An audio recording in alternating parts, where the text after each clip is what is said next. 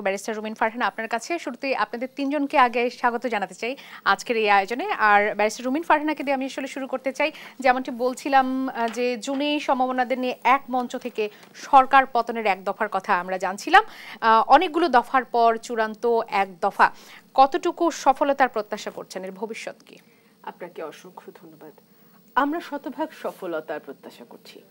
একজন রাজনীতিবিদ হিসেবে, একজন রাজনৈতিক কর্মী হিসেবে আমি মনে করি যে এবারের যে আন্দোলন আমরা করতে যাচ্ছি, সাধারণ মানুষকে নিয়ে যে আন্দোলন করতে যাচ্ছি, সেটা এমন একটা প্রেক্ষাপটে যখন বাংলাদেশের রাজনীতি বলেন, অর্থনীতি বলেন কিংবা কূটনীতি বলেন, কোনোটাই স্থিতাবস্থায় নাই এবং এক ধরনের অস্থিরতা, এক ধরনের টার্ময়েল চতুর্পাশে, এবং আমরা এমন একটা অবস্থায় আছি এখন, এমন একটা নির্বাচনের মুখোমুখি হতে যাচ্ছি যে নির্বাচনটির ঠিক আগের দুটি নির্বাচন ভীষণ রকম কলুষিত।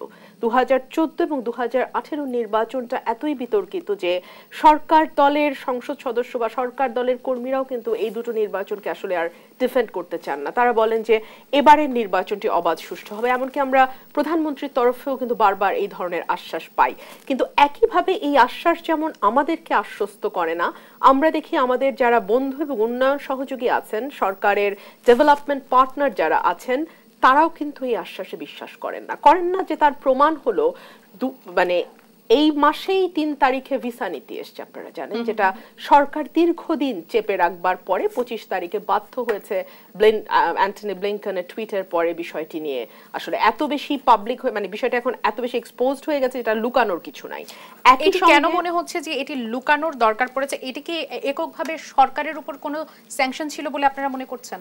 আমরা মনে করছি না, কিন্তু সরকার মনে করছে বলেই সরকার 3 তারিখে এটা জানা সত্ত্বেও 25 তারিখ পর্যন্ত এটা লুকিয়েছে। যদি সরকারের মধ্যে ন্যূনতম ধারণা, মানে মনে হতো সরকারের একবারও যেটা বিরোধী দলের উপর অ্যাপ্লাই করতে পারে, তাহলে তারা 3 তারিখেই ঘোষণা করত। উত্তরটা নিয়ে ব্যারিস্টার সেলিমা আক্তার জর্জিয়া একটু উদাহরণ দিয়ে দেই। হ্যাঁ, ইউ অলরেডি জানিয়ে দিয়েছে যে জিএসপি প্লাস সুবিধা যদি তারা পেতে চায়, বাংলাদেশ 2029 এর পরে অবাধ সুষ্ঠু নির্বাচন এটা মাস্ট। 2029 অনেকে বলতে পারেন অনেক পরে, এখন আমরা এটা নিয়ে কেন কথা বলছি কারণেই যে 29 এর আগে সম্ভবত লাস্ট নির্বাচন হতে যাচ্ছে 24 এর নির্বাচন। সুতরাং এটার উপরে নির্ভর করবে জিএসপি প্লাস থাকবে কিনা। একই সঙ্গে সরকার আরেকটা জিনিস লুকিয়েছে, যেটা আমি আপনার মাধ্যমে আজকে আবারও বলতে চাই।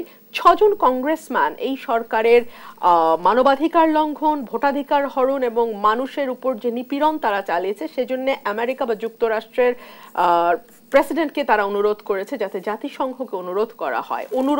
অনেকেই প্রশ্ন করছেন যে যুক্তরাষ্ট্রের কি ক্ষমতা আছে জাতিসংঘের উপর। দেখুন, যুক্তরাষ্ট্রের কতটুকু ক্ষমতা আছে না আছে এটা যারা প্রশ্ন করছেন তারা আমার চেয়ে ভালো জানেন। অসংখ্য ধন্যবাদ। আসব আপনার কাছে নিশ্চয়ই আমাদের ব্যারিস্টার সেলিমা আক্তার জর্জিয়ার কাছে একটু জানতে চাই যে ব্যারিস্টার রুমিন ফারহানা যেমনটি বলছিলেন, আপনারা সবসময় বলে আসছেন যে যুক্তরাষ্ট্রের এই যে ভিসা নীতি বা স্যাংশন, এটাতে আপনারা চিন্তিত নন, কিন্তু নানাভাবে আমরা আসলে জানছিলাম যে ব্যারিস্টার রুমিন ফারহানা যেমনটি বলছিলেন বিভিন্নভাবে লুকানোর চেষ্টার যে অভিযোগটুকু এসেছে, সেটা নিয়ে কিছু বলবেন কিনা? ধন্যবাদ আপনাকে। দেশ টিভির দর্শক যারা দেখছেন তাদেরকে শুভেচ্ছা জানাচ্ছি, আমার দুজন সহ আলোচক শুভেচ্ছা জানাচ্ছি। এটা লুকানোর কোনো বিষয় না। আসলে 3 তারিখে রুমিন ফারহানা যেটা বলেছেন এই বিষয়ে 3 তারিখে তারা একটা সিদ্ধান্ত নিয়েছে। এটা আমরা 25 তারিখে, হয়তো 2-3 দিন আগে আমরা এই বিষয়টা পাবলিকলি এসেছে, তারাও স্টেটমেন্ট দিয়েছে, আমরাও স্টেটমেন্ট দিয়েছি। এটা স্যাংশনের তো কোনো বিষয় না, এটা একটা এমবার্গো তারা দিচ্ছেন যে যদি এরকম কোনো ঘটনা ঘটে, এরকম ঘটনা বলতে তারা বোঝাতে চাচ্ছেন যে আগামী যে নির্বাচনটা হতে যাচ্ছেন সেই নির্বাচনে ওনারা খুবই চিন্তিত। কেননা বিশ্বের অন্যান্য দেশের গণতন্ত্র এবং অন্যান্য বিষয় নিয়ে আমেরিকা যেরকম খুব চিন্তিত হয়ে পড়েন, তো একইভাবে বাংলাদেশের বিষয়টা নিয়ে ওনারা খুবই চিন্তিত। সেই চিন্তার কারণ হিসেবে ওনারা বলেছেন যে আমরা একটা অবাধ সুষ্ঠু নিরপেক্ষ নির্বাচন, ওনাদের ভাষায় ওনারা বলতে যা বোঝেন সেরকম একটা কথা বলেছেন, না হলে পরে আমরা ভিসা দেব না, বা এর সাথে যারা যারা যুক্ত থাকবে তাদেরকে আমরা ভিসা দেব না, আমাদের ওখানে তাদের এইরকম একটা কথা তারা বলেছেন। এটা লুকানো ছাপানোর কিছু নয়, তাদের একটা ভিসা পলিসি, সেই পলিসি আমাদের দেশের প্রতি কিভাবে অ্যাপ্লাই হবে সেরকম একটা কথা তারা জানিয়েছে। এতে আসলে এই বিষয়টা নিয়ে এত আলাপ এবং এই বিশ্লেষণধর্মী কথাবার্তা আমার মনে হয় না এর কোনো যৌক্তিকতা আছে। একটি নির্বাচনের উপর যখন বহির্বিশ্ব থেকে বা পাওয়ারফুল কোনো কান্ট্রি থেকে যখন এ ধরনের আসলে বিষয়গুলো আসে সুষ্ঠু নির্বাচনকে কেন্দ্র করে, তখন সেটি নিশ্চিতভাবেই আসলে আলোচনার বা পর্যালোচনার বিষয়টুকু থেকে যায়। এখন সুষ্ঠু নির্বাচন যেটা আমেরিকা বলছে, এইটার আসলে ব্যাখ্যা কে কিভাবে দেয় সেটা তাদের নিজস্ব অবস্থানের উপরে তারা এই ব্যাখ্যাগুলো দিয়ে থাকেন। এখন আমেরিকাতে লাস্ট ইলেকশনে আমরা দেখেছি যে ডোনাল্ড ট্রাম্প এবং তার পার্টি লাস্ট ইলেকশনকে তারা রিজেক্ট করে দিয়েছে, বলেছে না এখানে ইন্টারফেয়ারেন্স হয়েছে, এবং তারা ক্যাপিটাল হিলে আক্রমণ করেছে।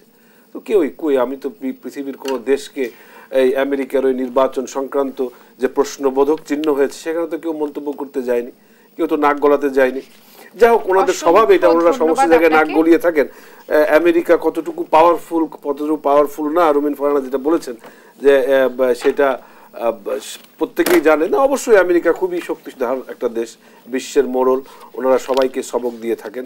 ওনাদের নসিহত অনুযায়ী অধীনস্থ যে সমস্ত অপেক্ষাকৃত দরিদ্র দেশ আমরা আছি, যাদের বিভিন্ন দিকে বিভিন্ন সময় নানান টানাপোড়েন হয়ে থাকে, তো তাদের তো তারা বিভিন্ন সময় আজকে থেকে না, বহু আগে থেকে এই সমস্ত নসিহত করে আসছেন। সেগুলো শুনতে শুনতে আমরা অভ্যস্ত। যখন এই ধরনের বিষয়গুলো আসে তখন সেটি নতুন করে আসলে সবার নজর কাড়ে।